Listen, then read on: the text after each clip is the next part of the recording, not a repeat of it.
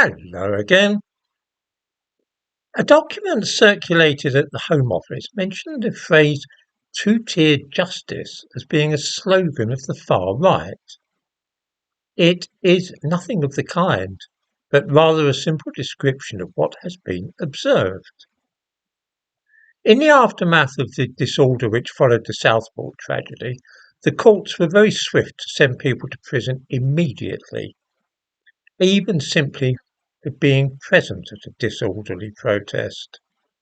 Shouting at police dogs, laughing when somebody threw a brick, carrying a placard suggesting that there is widespread corruption amongst MPs, were all sufficient to see people sent to prison for years. A man called Peter Lynch was sent to prison for 2 years and 8 months for shouting scum at the police and holding a placard which suggested that there was a lot of corruption amongst the police and judiciary. He hanged himself in prison. He was sent to prison, driven to suicide for mere words. Let us now consider the case of a young man called Ibrahim Mir, who may be seen in the thumbnail to this video. On the day before Peter Lynch's supposed crime, Ibrahim Mir was present at, perhaps I shouldn't call it a riot, let's just say some disorderly scenes in the Staffordshire town of Hanley. He was filmed wearing a balaclava to hide his face and throwing a brick. He was arrested and charged with violent disorder, the same offence for which so many white people were imprisoned last summer.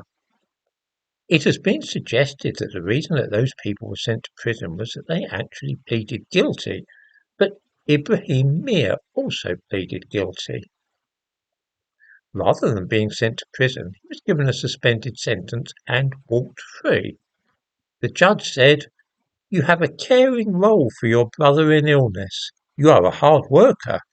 There was a very limited nature of your involvement compared to everyone else I've sentenced. I hope your progress will be positive."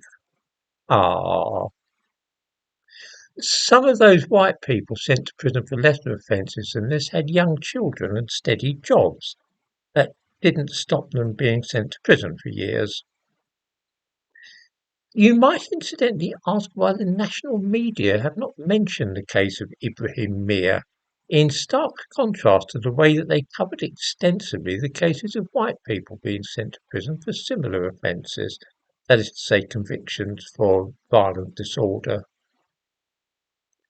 Another curious point is that those people were sent to prison within a few days of being arrested, when feelings were still running high. Ibrahim Mir's case, on the other hand, has been left on the back burner, as one might put it. He has not been sentenced until 6 months after the offence with which he was charged. I need offer no further comment, other than to say that if this is not two-tiered justice, then it is hard to know what else it might be called. A grandfather shouting at the police is sent to prison for years, while a masked young man throwing a brick is not. As usual, in the description to this video, I give links to news items about these matters.